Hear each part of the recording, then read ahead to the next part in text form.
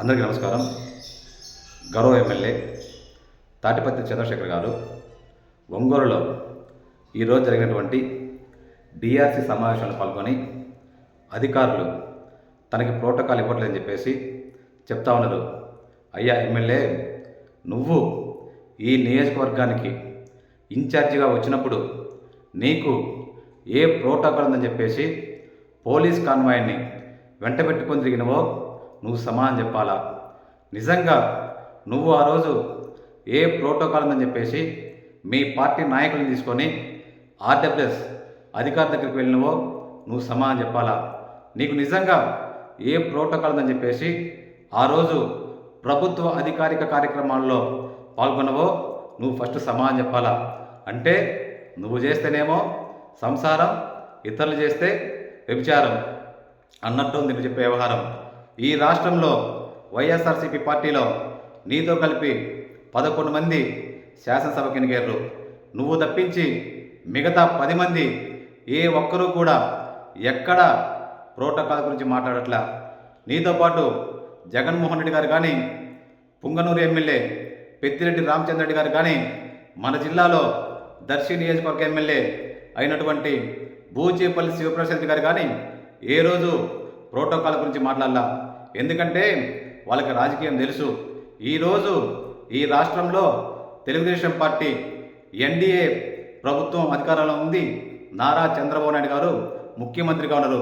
అంటే ఆ పార్టీ నాయకులు వాళ్ళ స్థాయికి తగ్గట్టు మండల స్థాయిలో మండల నాయకులు, నియోజకవర్గ స్థాయిలో నియోజకవర్గ నాయకులు, జిల్లా స్థాయిలో జిల్లా నాయకులు పరిపాలన చేస్తారు. అంటే ప్రజలకి ఏవైతే అవసరాలు ఉన్నాయో వాళ్ళ అవసరాలు తీరుస్తారు.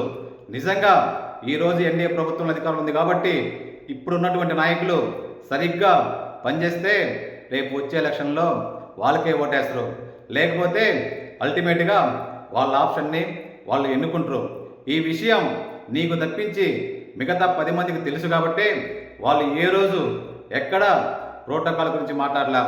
కానీ నీకు తెలుసు ఈ నియోజకవర్గ ఇన్ఛార్జి అయినటువంటి గూడూరి నిరీక్షణ బాబు గారి యొక్క కెపాసిటీ కానీ, ఆయన సామర్థ్యం కానీ, ఆయన నాయకత్వ పట్టిన కానీ నీకు తెలుసు కాబట్టే పదే పదే ప్రతి డిఆర్సి సమావేశంలో ప్రోటోకాల్ గురించి మాట్లాడుతూ ఉన్నావు.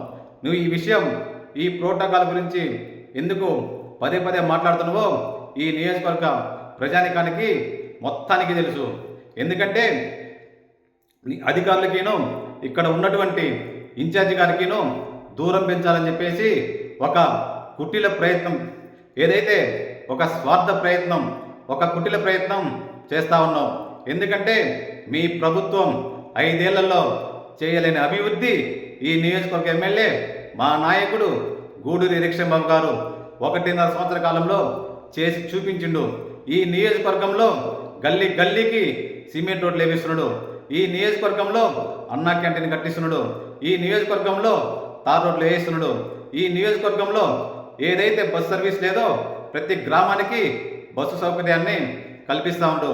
ఈ నియోజకవర్గంలో అధికారులతో సమన్వయం చేసుకొని ఈ నియోజకవర్గానికి ఏవైతే కావాలో ప్రతి ఒక్కటి జిల్లాలోని ఈ నియోజకవర్గం ప్రథమ స్థానంలో ఉండేదానికి పోటీ పడి ప్రయత్నం చేస్తూ ఉన్నారు.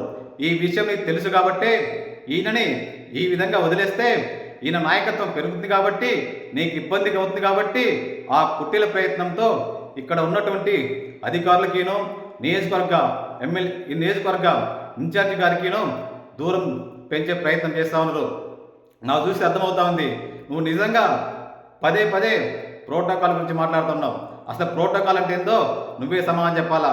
నాకు ప్రోటోకాల్ కావాలని అడుగుతున్నావు అంటే నువ్వు నిజంగా వెనకాల మా నాయకుని నారా చంద్రబాబు నాయుడు గారి బొమ్మ పెట్టుకొని నువ్వు ముందల కుర్చీ చేసుకుని కూర్చొని చెప్తా ఉన్నావు.